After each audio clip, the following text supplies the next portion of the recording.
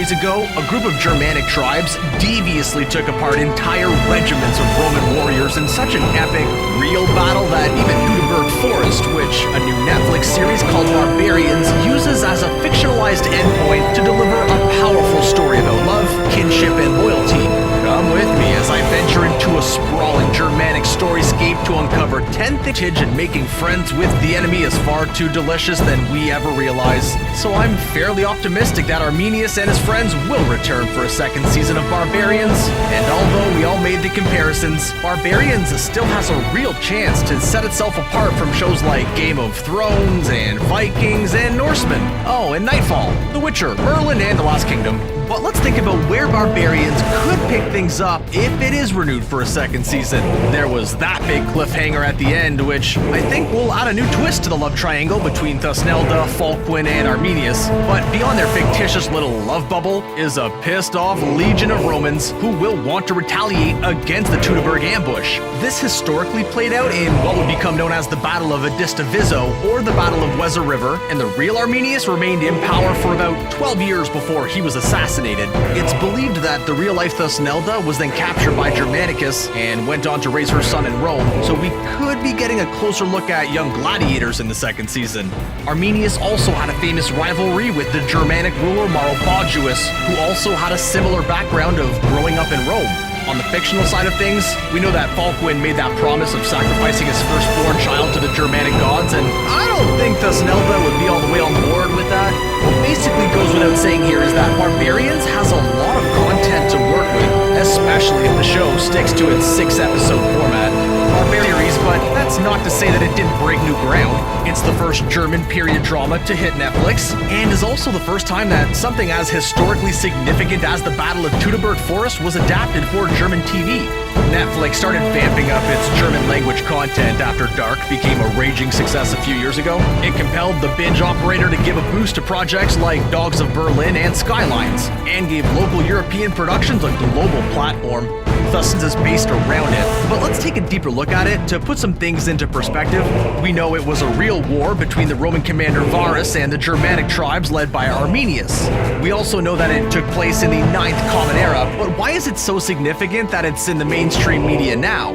To answer this very simply, the story of Arminius betraying the Romans to reconcile with his heritage and put an end to their tyranny is an important piece of German history. We'll talk about another aspect of this later, but Arminius is regarded as a symbol of united a relatively small group of tribes in an organized attack against 3 vastly superior and better equipped Roman legions using their own battle tactics and annihilated them.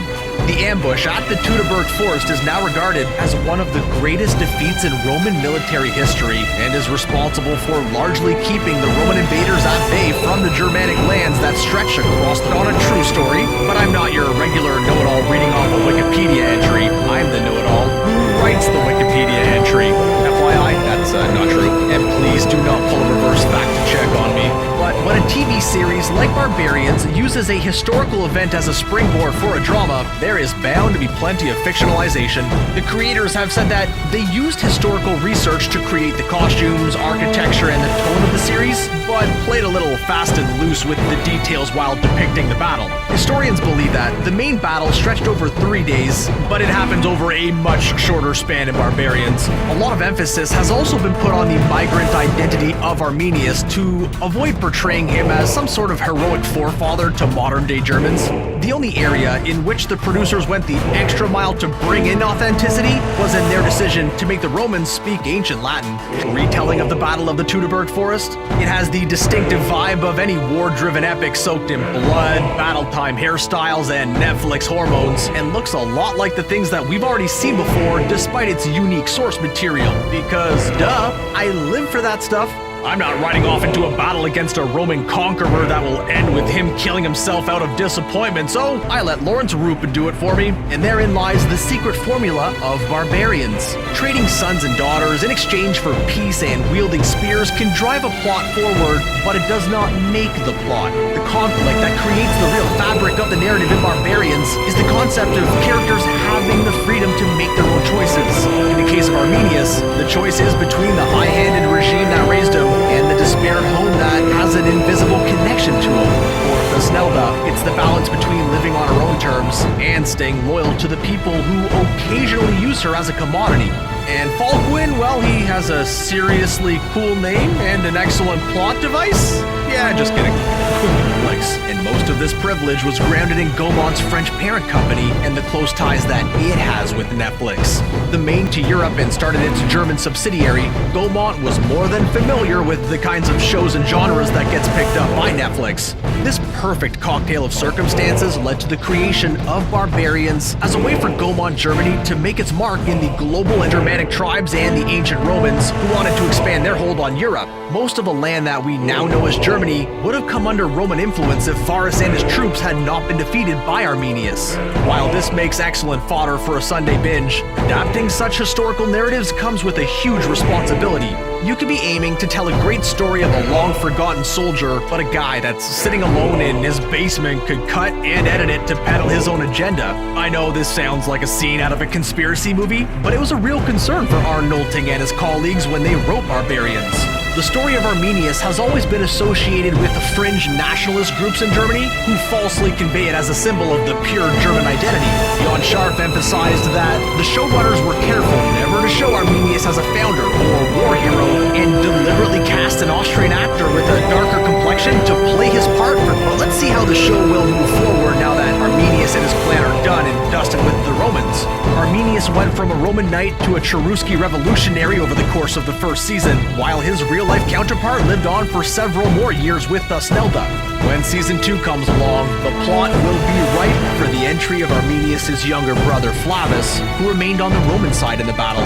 Flavius was also abducted from his Cherusci home and raised in Rome like his brother, but they clearly have different dispositions and perhaps different moral compasses, at least in the TV series. I cannot think of anything more dramatic and Netflixy than the premise of two brothers going up against each other, so I'd watch out for Flavius in the next season if I were you.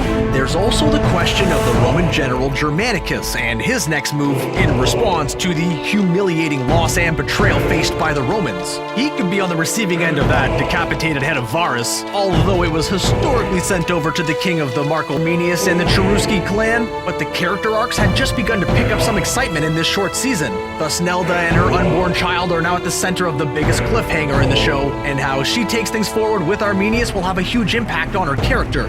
Will she protect her child with her hallmark tenacity, or will she allow herself to be swayed by the situation? The series also uses wolves as a symbolic device to constantly shift the balance of tensions between the Germans and the Romans, so it would be twisted and ironic if Thusnelda or Falkwind turned out to be the lone wolf that returns to haunt Arminius after his victory.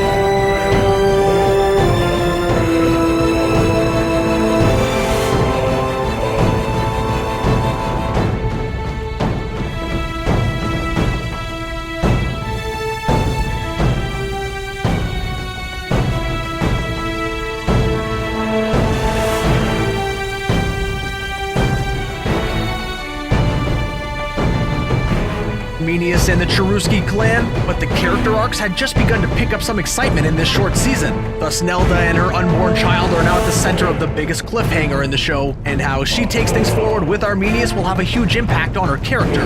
Will she protect her child with her hallmark tenacity, or will she allow herself to be swayed by the situation? The series also uses wolves as a symbolic device to constantly shift the balance of tensions between the Germans and the Romans, so it would be twisted and ironic if Thusnelda or Falkwind turned out to be the lone wolf that returns to haunt Arminius after his victory.